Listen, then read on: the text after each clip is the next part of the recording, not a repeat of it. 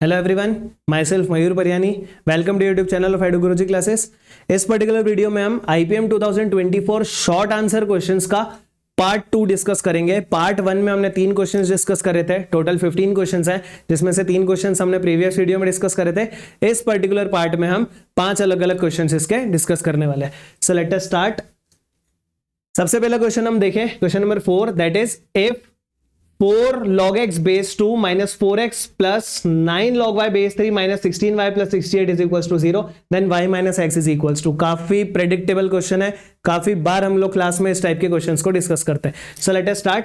सबसे पहले हम इस टर्म को सॉल्व करते हैं कि ये टर्म क्या है। तो यहां पर हम एक प्रॉपर्टी यूज करेंगे लॉग की। वो प्रॉपर्टी होती है x to the power log a to the base x is equals to a। That means जिस नंबर की पावर में लॉग लिखा है, अगर उस लॉग का बेस भी वही नंबर है, दैट मीन्स ये x और x अगर सेम है तो सब कुछ कैंसिल हो जाता है, बचता क्या है a। But only restriction with this property is log का कोएफिशिएंट हमेशा 1 होना चाहिए। अगर ये 1 के अलावा कुछ है तो आप इस प्रॉपर्टी को डायरेक्ट यूज नहीं कर सकते हो। उस केस में आपको पहले उसको 1 बनाना पड़ेगा। हम इस पर्टिकुलर टर्म की बात करें, this term is like 4 to the power log x base 2। इसको अगर हम सॉल्व करें तो इस 4 को, अभी देखो ये 4 और 2 अभी सेम नहीं है, बट इसको हम क्या कर सकते हैं, 2 का स्क्वायर लिख सकते हैं। सो this becomes 2 to the power 2 log x base 2। इसको अगर हम सिंप्लीफाई करने की बात करें तो देखो आप यहां पर देख पा रहे हो कि 2 और 2 तो सेम हो गया, बट जैसा मैंने बोला कि लॉग का कोएफिशिएंट 1 होना चाहिए, उसको 1 बनाने के लिए हम क्या करेंगे, इस वाले 2 को भेज देते हैं पावर में। So what will this become, 2 to the power log x square base 2। और अब ये वाला 2 और ये वाला 2 सेम हो चुका है और लॉग का कोएफिशिएंट भी 1 है। दैट मींस इस पूरे की वैल्यू कितनी हो चुकी है, x स्क्वायर। तो इस पर्टिकुलर टर्म का सिंप्लीफिकेशन हो गया है ये। आगे क्या लिखा हुआ है, माइनस में 4x प्लस, अब इस वाले टर्म पे भी हम सेम ऐसा वाला प्रॉपर्टी यूज करते हैं। सो this will become 9 to the power log y base 3 लिखा हुआ है। सबसे पहले 9 को हम लिख लेते हैं 3 का square. So this will become 3 to the power 2 log y base 3। अब लॉग का कोएफिशिएंट 1 नहीं है तो इस 2 को हम पावर में भेज देते हैं। This will become 3 to the power log y square base 3। अब 3 की पावर में log बेस 3 आ गया, दैट मींस सब कैंसिल हो जाएगा। This will become y square, इसकी जगह हमने लिख दिया प्लस में y square minus 16y as it is equation से उठा लिया, प्लस 68 इज इक्वल टू 0। अब देखा जाए तो ये लॉग की 2 बार प्रॉपर्टी लगाने के बाद अब हमारे क्वेश्चन की इक्वेशन थोड़ी सी सिंप्लीफाइड इक्वेशन हो चुकी है, जो कि हम काफी बार सर्कल्स वगैरह में भी यूज करते हैं। अब इस इक्वेशन को कैसे सॉल्व करें, तो यहां पर हम एक छोटा सा कॉन्सेप्ट यूज करेंगे। The name of that concept is completing the square. Completing the square कैसे लगाते हैं समझो। एक्स स्क्वायर है, सबसे पहले एक्स स्क्वायर का जिस भी टर्म का आपको स्क्वायर बनाना है, वहां पर जो एक्स स्क्वायर वाला टर्म है उसका कोएफिशिएंट 1 होना चाहिए। अगर वो 1 नहीं है so first you have to make that coefficient 1। कैसे, कुछ भी कॉमन ले लो जो भी उसका कोएफिशिएंट है। यहां पर तो एक्स स्क्वायर ऑलरेडी 1 है। अगर एक्स स्क्वायर का कोएफिशिएंट 1 है तो अब हम एक्स वाले टर्म पे आएंगे। एक्स का कोएफिशिएंट देखो क्या है, 4। जो भी एक्स का कोएफिशिएंट होता है उसके हाफ का स्क्वायर हमको कंप्लीटिंग द स्क्वायर करने के लिए चाहिए होता है। तो यहां पर x का कोएफिशिएंट क्या है, 4, तो 4 का हाफ होता है 2, 2 का स्क्वायर होता है 4। That means x square minus 4x के साथ मेरे को रिक्वायरमेंट है किस चीज की, 4 की। अब ये 4 कहां से आएगा, तो आप देख पा रहे हो यहां पर 68 है। समझो 68 में से मैंने ये 4 अलग कर दिया, ये 3 मिलाकर मेरा एक ग्रुप बना देंगे। This is completing the square. एक बार और लगाएंगे बिकॉज y में भी अब उसकी नीड है। प्लस अब y स्क्वायर में y स्क्वायर का कोएफिशिएंट ऑलरेडी 1 है, माइनस 16y भी हम ऐसा कैसा लिख लेते हैं। फिर से हम वही प्रोसेस लगाते हैं। 16 का हाफ इज 8, 8 का स्क्वायर हो जाएगा 64। दैट मींस यहां पर ग्रुप बनाने के लिए हमको 64 की रिक्वायरमेंट है, इक्वल टू में 0 लिखा है। अब आप यहां पर देखो हमारे पास टोटल कांस्टेंट जो था वो था 68, और एग्जैक्टली हमको 4 और 64 मतलब 68 की ही नीड है। दैट मींस अगर यहां पर फॉर एग्जांपल 68 की जगह 70 होता तो हम 4 और 64 यूज करने के बाद 2 बच जाता, 2 को अलग से लिख लेते हैं, आरएचएस में बेच के लिख लेते हैं या कुछ इस तरीके का कर लेते हैं। बट यहां पर 68 था जो कि डायरेक्ट 4 और 64 में ब्रेक हो गया है। दैट मींस ये मेरे 2 टर्म्स जो हैं ये पूरे पूरे अपने प्रॉपर स्ट्रक्चर में आ चुके हैं। अब अगर हम इसको देखें तो ये किसका होल स्क्वायर दिख रहा है, x का स्क्वायर है, बीच में माइनस लगा है और ये 2 का स्क्वायर है। सो x माइनस 2 का होल स्क्वायर बन गया। प्लस यहां पर देखें तो ये नंबर y का स्क्वायर है, बीच में माइनस लगा है। 64 8 का स्क्वायर होता है is equal to 0। So this becomes x minus 2 whole square plus y minus 8 whole square equal to 0। अब यहां से हमसे क्वेश्चन में y माइनस एक्स की वैल्यू पूछी है, वो हम कहां से लाए, तो देखो x y माइनस एक्स पूछा है, that means we have to find out the value of y and x। अब वो कैसे फाइंड आउट कर सकते हैं? देखो ये एक परफेक्ट स्क्वायर है, मतलब एक स्क्वायर है जिसकी वैल्यू कभी भी 0 से छोटी नहीं हो सकती है। ये भी एक स्क्वायर है जिसकी वैल्यू 0 से छोटी नहीं हो सकती, और इन दोनों का सम किया है। अब ऐसा सोचो, दो ऐसे नंबर है जो किसी का स्क्वायर है और उन दोनों को प्लस करके 0 आ रहा है। अगर इन दोनों में से एक भी नंबर 0 से बड़ा हुआ तो उन दोनों को प्लस करके 0 तो हम ला ही नहीं पाएंगे। इसका मतलब क्या हुआ? इन दोनों नंबर्स की जो वैल्यू है वो 0 ही होगी, 0 से कम भी नहीं हो सकती, because these two are squares. और किसी भी नंबर का स्क्वायर हम जानते हैं कि नेगेटिव नहीं होता है अगर वो एक रियल नंबर है, और we are discussing only real numbers. ठीक है, so x minus 2 whole square plus y minus 8 whole square is equals to 0। ऐसा सिर्फ और सिर्फ कब हो पाएगा? जब x माइनस 2 का होल स्क्वायर भी 0 होगा और y माइनस 8 का होल स्क्वायर भी 0 होगा। अब अगर x माइनस 2 की वैल्यू 0 है तो x की वैल्यू कितनी हो गई? 2। सिमिलरली अगर y माइनस 8 की वैल्यू 0 है तो y की वैल्यू कितनी हो गई? 8। और अगर x की वैल्यू 2 और y की वैल्यू 8 मेरे को पता चल चुकी है तो हम y माइनस x निकाल सकते हैं। y is 8 minus x is 2, 8 minus 2 is 6। That means इस क्वेश्चन का आंसर कितना आएगा? 6। बहुत अच्छी तरीके से डिजाइन किया हुआ था क्वेश्चन को, बट इस तरीके के क्वेश्चन हम क्लास में रेगुलर बेसिस पे डिस्कस करते हैं। उन्होंने थोड़ा सा काम हमसे कंप्लीटिंग द स्क्वायर का करवाया, फिर स्क्वायर्स, परफेक्ट स्क्वायर्स के सम की वैल्यू 0 और ये कॉन्सेप्ट यूज करवाया, और साथ में छोटा सा उन्होंने लॉग की प्रॉपर्टी का यूज करवाया। मतलब 3 अलग अलग कॉन्सेप्ट्स को उन्होंने एक ही क्वेश्चन में रख दिया, जिस कारण बहुत अच्छा क्वेश्चन बन चुका है। बट एग्जाम कंडीशंस में आराम से इस क्वेश्चन को हम सॉल्व करते हैं। ऐसा मैं क्यों बोल रहा हूं? Because there are some questions जिनको हम बोलते हैं कि एग्जाम कंडीशंस में आप सॉल्व ही नहीं करो। फर्स्ट गो में तो बिल्कुल नहीं करो, अगर आपके पास टाइम बचता है तो सेकंड गो में आओ, बट ये क्वेश्चन फर्स्ट गो में बिल्कुल करने का है। So let us move to the next question. Next question हमको बोल रहा है, a fruit seller has oranges, apples and bananas in the ratio 3:6:7। एक फ्रूट सेलर है जिसके पास एप्पल्स, बनानास और ऑरेंजेस, एप्पल्स और बनानास किस रेशियो में है? 3:6:7। If the number of oranges is a multiple of both 5 and 6, number of oranges जो है वो 5 और 6 दोनों का मल्टीपल है। जैसे ही आप ये लाइन पढ़ते हो ना कि 5 और 6 दोनों का मल्टीपल है, तो 5 और 6 दोनों का मल्टीपल है, that means that number is undoubtedly going to be a multiple of 30, because 5 और 6 कोप्राइम नंबर्स है। 5 का भी मल्टीपल है, 6 का भी मल्टीपल है, दैट मींस वो नंबर 30 का मल्टीपल होगा। ठीक है, तो वो जो नंबर हो सकता है दैट कैन बी 30 और 60 और 90 और any other multiple of 30। We have to find out the minimum number of fruits the seller has. अब 3 orange is to apple is to banana का जो रेशो गिवन है दैट इज 3:6:7। हमको oranges के लिए बता के रखा है कि वो 5 और 6 दोनों का मल्टीपल है, दैट मींस वो 30 का मल्टीपल है। अगर वो 30 का मल्टीपल है तो that can B 30, 60, 90, anything, any multiple of 30। But हमसे क्वेश्चन में मिनिमम नंबर ऑफ फ्रूट्स पूछा है, तो हम 30 का सबसे मिनिमम मल्टीपल क्या होगा? That is 30। दैट मींस इस 3 की वैल्यू 30 है। अगर इस 3 की वैल्यू 30 है दैट मींस 10 से मल्टीप्लाई हुआ है, तो 6 को भी 10 से मल्टीप्लाई करेंगे, दिस विल बिकम 60। 7 को भी 10 से मल्टीप्लाई करेंगे, this will become 70। So now we are having the value of each and every fruit. हर फ्रूट कितनी कितनी बार है? तो एप्पल, ऑरेंजेस 30 हैं, एप्पल 60 हैं, बनाना 70 हैं। हमको टोटल पूछा है, so 30 plus 60 plus 70 comes out to be 160। That means इस क्वेश्चन का हमारा आंसर कितना आ जाएगा? 160। Very very easy question, exam conditions में आराम से करना चाहिए। रेशो में इससे direct questions I am not expecting कि आईपीएम जैसे एग्जाम में आपको मिल सकते हैं। So let's move to the next question. Next question पे मूव करने के पहले, जैसा कि हमने पार्ट 1 में भी डिस्कस करा था, we are going to start our free classes on YouTube as well as on our app from 1 April. 1 अप्रैल से हम फ्री IPM 2025 को टारगेट करते हुए बैचेस स्टार्ट कर रहे हैं। For more details you can contact us, you can join our Telegram group. आप इस पे ज्वाइन करके फर्दर डिटेल्स ले सकते हैं। Let's move to next question. The number of real solutions of the equation, एक इक्वेशन गिवन है equal to 1 is, इसके नंबर ऑफ रियल सॉल्यूशंस कितने होंगे? Very interesting question. कैट में लगातार इस टाइप के क्वेश्चंस के ऊपर डिस्कशंस होते हैं। यहां पर इस क्वेश्चन को समझने के साथ साथ इस क्वेश्चन के पीछे छुपा हुआ कॉन्सेप्ट भी हम डिस्कस करते हैं। यहां हम अगर ऑब्जर्व कर पा रहे हैं तो this equation is like a to the power b is equals to 1। a की पावर b इक्वल्स टू 1 के फॉर्म में एक इक्वेशन है। अब सबसे पहले हमको यहां पर यह सोचना है कि किसी नंबर की पावर में अगर कोई नंबर लिखा हो तो उसकी वैल्यू 1 कब हो सकती है। सोचना, हम एक एक करके केसेस डिस्कस करने वाले हैं। ऐसा कुल 3 बार हो सकता है। फर्स्ट वन इज, अगर b की वैल्यू 0 हो जाए। आप सोच सकते हो किसी भी नंबर की पावर में अगर 0 है तो वो नंबर का जो एक्चुअल वैल्यू होगा वो 1 हो जाएगा। बट यहां पर एक छोटा सा रेस्ट्रिक्शन और होता है कि अगर b की वैल्यू 0 है ना तो a की वैल्यू कभी 0 नहीं होनी चाहिए, बिकॉज a की वैल्यू और b की वैल्यू दोनों 0 हो गई, so this will become 0 to the power 0 which is not defined. ठीक है, तो अगर b की वैल्यू 0 हो गई, बस उस केस में हमको ये चेक करना है कि a 0 तो नहीं है। तो इस कंडीशन को सेटिस्फाई अगर हम करवाएंगे इस इक्वेशन में तो हमको a to the power b equal to 1 मिलेगा।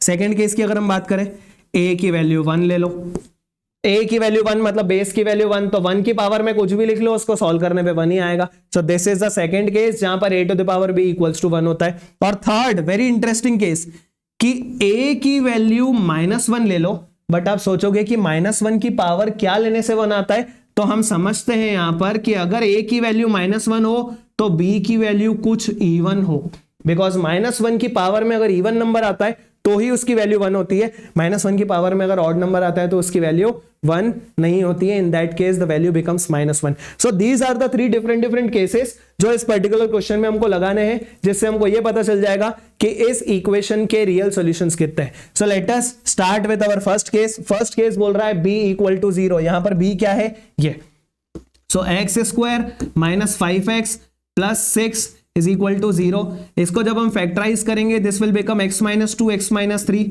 Is equal to 0, which means x is equals to 2 and x equals to 3। x की 2 वैल्यूज मिल गई है, ये 2 वैल्यूज मिल गई है तो ऐसा नहीं आगे चले जाओ, यहां पर एक और कंडीशन थी कि a should not be equal to 0, तो ये चेक कर लो कि जब x की वैल्यू 2 और 3 है तो उस पर हमारा बेस जो है वो 0 तो नहीं बन रहा है। तो x की वैल्यू 2 रख के देखते हैं, यहां 2 रखेंगे 2 स्क्वायर इज 4, यहां 2 रखेंगे this will B 30, 4 minus 30 is minus 26, minus 26 plus 55 is not equal to 0. That means 2 तो हमारे काम का है। 3 के लिए भी बात कर लेते हैं, 3 स्क्वायर इज 9, यहां पर 3 रखेंगे, 9 minus 45 is minus 36 plus 55 again not equal to 0। That means यहां से जो मेरे को x की दोनों वैल्यूज मिली है वो दोनों हमारी रियल वैल्यूज हैं जो काउंट करेंगे इस इक्वेशन को, बिकॉज वो दोनों वैल्यू सेटिस्फाई कर रही है। Let's move to second case. Second case बोल रहा है a इक्वल टू 1। a क्या है हमारा, x square minus 15x plus 55 is equal to plus 55 is equal to 1 को यहां ले आते हैं, x square minus 15x plus 54 is equal to 0। इसको फैक्टराइज करेंगे this will be something x minus 6 into x minus 9 is equal to 0, which means x की जो 2 वैल्यूज आ गई है वो आ गई है 6 और 9, और यहां पर तो हमको कहीं भी उसको चेक करके दिखाने की जरूरत नहीं है, बिकॉज a की वैल्यू 1 भी आ गई तो भी काम हो जाता है। फाइनली तीसरे केस पे मूव करें, अभी तक हमको x की 2 वैल्यूज मिल चुकी है। थर्ड केस पे मूव करें, थर्ड केस है a की वैल्यू -1 होनी चाहिए, a मींस हमारा बेस, इसको हम यहां सॉल्व कर रहे हैं, x square minus 15x plus 55 this should be equal to -1, which means x square minus 15x plus 56 is equal to 0। इसको जब हम फैक्टराइज करेंगे तो हमको x की जो 2 वैल्यूज मिलेंगी दैट विल बी 7 एंड 8, देख पा रहे हो बहुत आराम से स्प्लिट हो सकती है।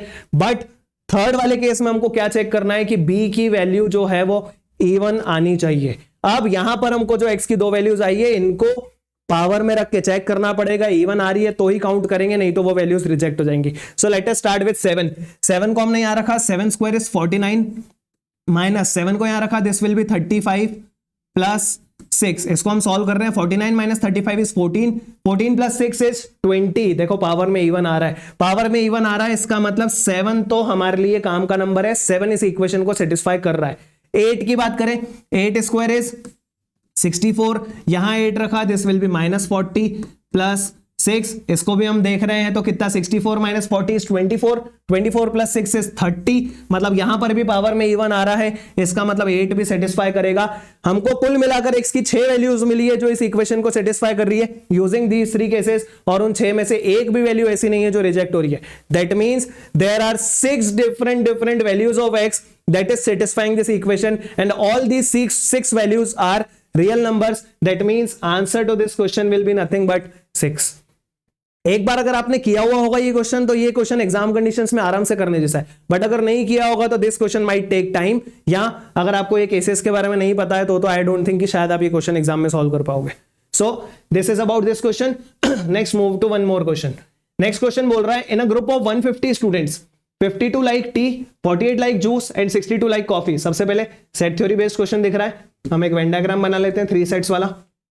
टोटल 150 स्टूडेंट्स के बारे में बात की है, tea, next is juice and next one is coffee. इन तीन अलग अलग मतलब हमको ड्रिंक्स के बारे में बात करके रखिए। टी की वैल्यू 52 गिवन है, जूस की वैल्यू 48 गिवन है, कॉफी की वैल्यू 62 गिवन है।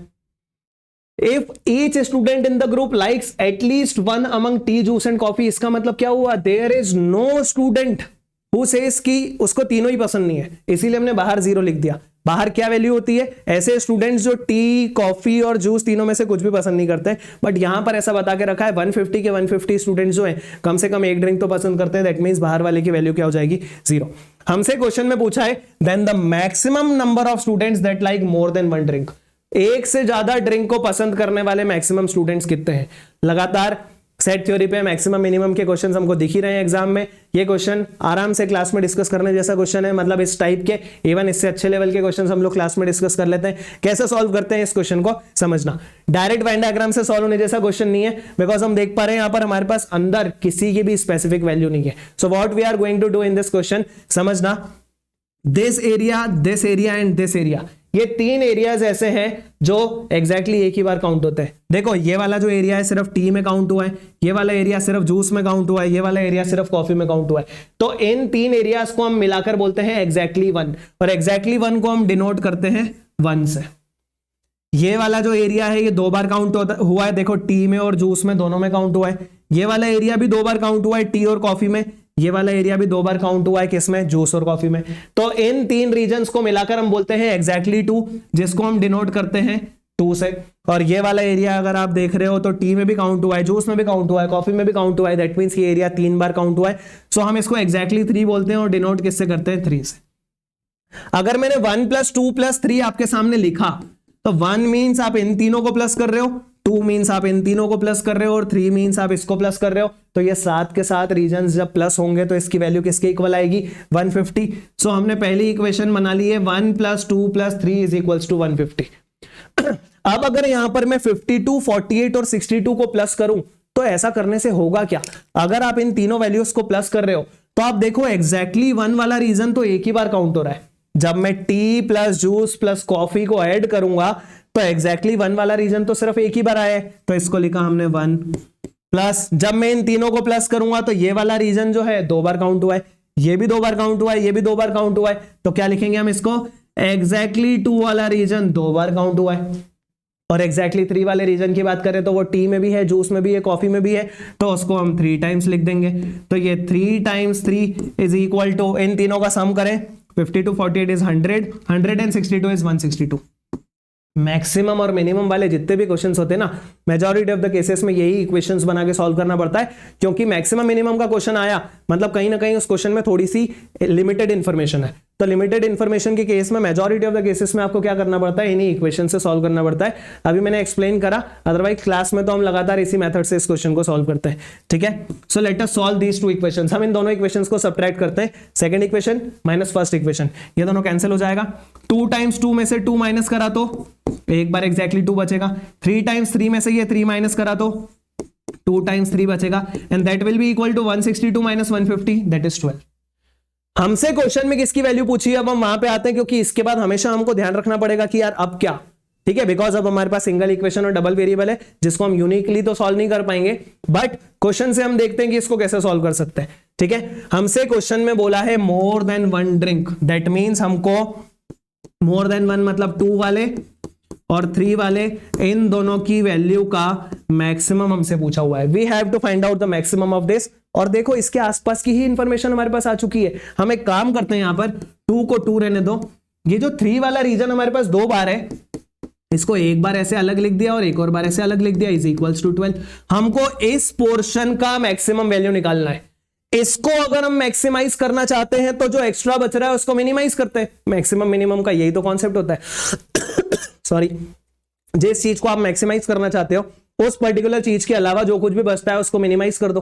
तो यहां पर अगर हम इन दोनों को मैक्सिमाइज करना चाहते हैं तो इसको मिनिमाइज कर देते हैं, और इसको मिनिमाइज करना है, दैट मींस हम इसकी वैल्यू क्या ले लेते हैं, 0। अगर हमने इसकी वैल्यू 0 ले ली तो 2 + 3 = कितना आ गया, 12, और वही हमसे क्वेश्चन में पूछा था, दैट मींस इस क्वेश्चन का आंसर हमारा कितना आ जाएगा, 12। एग्जाम कंडीशंस में बिल्कुल करने जैसा क्वेश्चन है, बिकॉज ये वो क्वेश्चन है जो हम लोग क्लास में वेरी फ्रीक्वेंटली करते हैं, मतलब सेट थ्योरी में आई गेस शायद सबसे ज्यादा हम मिनिमम और मैक्सिमम वाले क्वेश्चन ही डिस्कस करते हैं।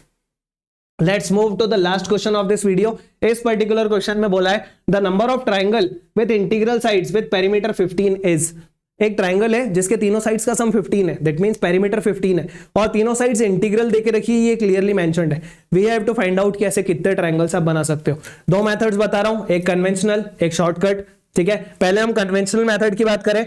मेथड पे जाने के पहले एक छोटी सी चीज हम यहां पर ध्यान रखें कि पेरीमीटर 15 है ऐसा बता के रखा है और ट्रायंगल फॉर्मेशन करना है, दैट मींस हम यहां पर ट्रायंगल इनइक्वालिटी का एक छोटा सा कॉन्सेप्ट यूज करेंगे कि किसी भी ट्रायंगल की अगर हम तीन साइड्स को लेट सपोज एबीसी नाम दे देते हैं तो यहां पर हमको एक छोटा सा कॉन्सेप्ट यूज करना पड़ता है जो बोलता है कि ट्रायंगल की कोई भी दो साइड्स का सम हमेशा तीसरी साइड से बड़ा होना चाहिए। जैसे अगर आप यहां पर बोलो कि तीनों साइड्स का सम 15 होना चाहिए तो 1, 1 और 13 ले लेते हैं। क्या ले लेते हैं? 1, 1 और 13। This is not a triangle. ऐसा ट्राइंगल बन ही नहीं सकता है, बिकॉज किसी भी ट्राइंगल की दो साइड्स का सम हमेशा तीसरी साइड से बड़ा होता है। यहां पर हम देख पा रहे हैं 1 और 1 कितना हो रहा है 2, but this has to be greater than 13 which is not there. इसीलिए 1, 1, 13 कोई ट्राइंगल पॉसिबल ही नहीं है। सिमिलरली अगर मैं बात करूं 3, 2, 10, ऐसा भी कोई ट्राइंगल नहीं बनेगा। So for formation of triangle, we have to consider this inequality that the sum of two sides, any two sides, should be greater than the third side. A plus B should be greater than C. अब यहां पर इस condition को satisfy करवाते हुए हम करते हैं, हम यहां पर तीन अलग अलग कैटेगरीज में ट्रायंगल बनाते हैं। सबसे पहले कैटेगरी हम देखते हैं इक्विलेटरल ट्रायंगल। इक्विलेटरल ट्रायंगल का मतलब क्या हुआ? तीनों साइड सेम होंगी, तीनों साइड सेम होंगी और तीनों का सम अगर 15 है तो वो तीनों साइड्स क्या हो जाएंगी? 5, 5, 5। और ये जो है बिल्कुल हमारी ट्रायंगल की इस इनइक्वालिटी को सेटिस्फाई कर रहा है। सो this is one such triangle. Second अगर ट्रायंगल की हम बात करें, अब इक्विलेटरल तो नहीं बनेगा तो अब हम आइसोसेलेस बनाने की कोशिश करते हैं। अब आइसोसेलेस में देखो ये काउंटिंग है और विदाउट ऑप्शन वाली काउंटिंग है, दैट मींस कुछ भी मिस होने का बहुत ज्यादा डर रहता है। अब मिस ना हो तो आप थोड़ा सा सिस्टमेटिकली कैसे जा सकते हो समझो। तीन साइड्स का सम अगर 15 है, उसमें मेरे को दो को सेम करना है। लेट सपोज हम 2 को 8 लेते हैं, 2 को 8 लेंगे तो 16 तो वही हो गया। दैट मींस 8 जो है कभी भी किसी इस ट्रायंगल की साइड तो नहीं हो सकती है। 2 को अगर मैं 7 ले लूं तो 7, 7, 14 और 1 बचेगा 15। दैट मींस एक ट्रायंगल मेरा 7, 7, 1 बन सकता है। फिर इसी तरीके से एक और अगर ट्राई करें, 7 को 2 बार लिया, 2 बार 6 को लेकर देखो तो 6, 6 तीसरी साइड हो जाएगी हमारी 3। बस ये चेक करते जाना कि क्या ये तीन नंबर इस इनइक्वालिटी को सेटिस्फाई कर रहे हैं। हाँ, ये भी बिल्कुल कर रहा है।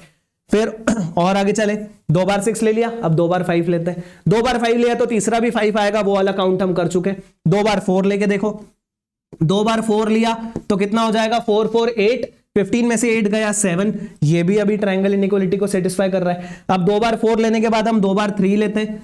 2 बार जैसे ही हमने 3 लिया तो तीसरी साइड हमको मिलेगी 9 एंड यू कैन ऑब्जर्व कि यहां पर इन दो साइड्स का सम तीसरी साइड से ज्यादा नहीं हो रहा है। दैट मींस हम ये काउंट नहीं करेंगे और 3, 3 काउंट नहीं करेंगे तो 2, 2 पे भी नहीं जाएंगे। दैट मींस इक्विलेटरल ट्रायंगल का हमको एक केस मिल गया है, आइसोसेलेस ट्रायंगल के हमको 3 केसेस मिल गए। अब हम स्केलिन ट्रायंगल ढूंढ लेते हैं। जितने स्केलिन ट्रायंगल हमारे मिल गए उसके अकॉर्डिंग हमारा आंसर आ जाएगा।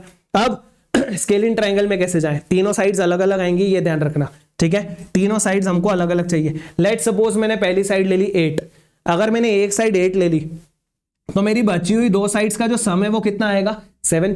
और दो साइड्स का सम तीसरी साइड से छोटा कभी हो ही नहीं सकता। इसका मतलब इस कंडीशन के हिसाब से एक भी ऐसा ट्रायंगल नहीं बनेगा जिसमें कोई भी साइड 8 हो, ठीक है। तो 8 हम नहीं ले रहे। लेट सपोज हमने एक साइड ली 7 ली तो अब बची हुई दो साइड्स का सम कितना होगा? 8। अब 8 आप कैसे बना सकते हो? तो मैं ऐसा लिख रहा हूं a plus B equal to 8। 8 कैसे बना सकते हैं हम? 7, 1 से बना सकते हैं, बट 7, 7, 1 हमारा हो चुका है। 2, 6 से बना सकते हैं, ये हमने लिख दिया 2, 6। 3, 5 से बना सकते हैं, ये हमने लिख दिया 3, 5। तो पहला लिखा 7, फिर लिखा 3, 5। ये इस इनइक्वालिटी को सेटिस्फाई कर रहा है, आप क्रॉस चेक कर सकते हो। 4, 4 ले सकते हैं तो 4, 4, 7 इनइक्वालिटी को सेटिस्फाई कर रहा है, बट आप देख सकते हो 4, 4, 7 हम ले चुके हैं। और जैसे ही एक बार स्टॉप लग गया ना, इसके बाद आप आगे ट्राई मत करो। इसका मतलब जब मैंने स्टार्टिंग की दो वैल्यू 7 लिए ना, तो इन 7 के बाद आपको और काउंट करने की जरूरत नहीं है। नेक्स्ट अगर हम बात करें, इसको 6 ले लिया। अब अगर इसको 6 लिया तो हमारी a प्लस बी की वैल्यू कितनी हो जाएगी? 9। अब दो ऐसे नंबर सोचना है जिनको प्लस करके 9 आता हो, तो ऐसे दो नंबर्स में एक नंबर होता है 1, 8। बट हम ऑलरेडी डिस्कस कर चुके हैं कि इस ट्रायंगल में इस कंडीशन के हिसाब से एक भी ऐसा ट्रायंगल नहीं बनेगा जिसकी कोई साइड 8 हो। नेक्स्ट हम बनाते हैं 2, 7। तो 6 2 7 ऑलरेडी बन चुका है। यहां पर यह भी ध्यान रखना होगा कि कोई एक्स्ट्रा काउंटिंग तो नहीं हो रही है। फिर 3 5 लेके देखते हैं, सॉरी 3 6 लेके देखते हैं। अगर मैं 6 के साथ 3 6 लूंगा तो देखो ये वाला हो चुका है ऑलरेडी। फिर हम एक बार 4 5 लेके देखते हैं। जैसे हमने 4 5 लिया, हाँ 6 4 5 हमारी कंडीशन को सेटिस्फाई करता हुआ मिल गया। और 4 5 के बाद अगला तो 5 4 होगा। 4 5 एंड 5 4 आर मोर और लेस सेम, ठीक है। अब इसके बाद अगर हम पहली साइड को 5 लें तो आप देख पा रहे हो कि 5 5 हमारे केसेस हो चुके हैं। इसके अलावा एक्स्ट्रा काउंट करने की कोशिश करोगे तो आपको कोई भी केस नहीं मिलेगा। So now we are having how many total such cases? 7 such cases. So answer to this question will be 7. थोड़ा सा no doubt time consuming question है, बट ऐसे क्वेश्चंस में अगर आपको टाइम बचाना है तो आप एक छोटा सा शॉर्टकट यूज कर सकते हो। बहुत इंटरेस्टिंग शॉर्टकट है। वो शॉर्टकट क्या है? Let's see. अगर आपका पेरीमीटर इवन दिया हुआ है तो आप नंबर ऑफ ट्राइंगल्स काउंट करने के लिए फॉर्मूला यूज कर सकते हो p²/48।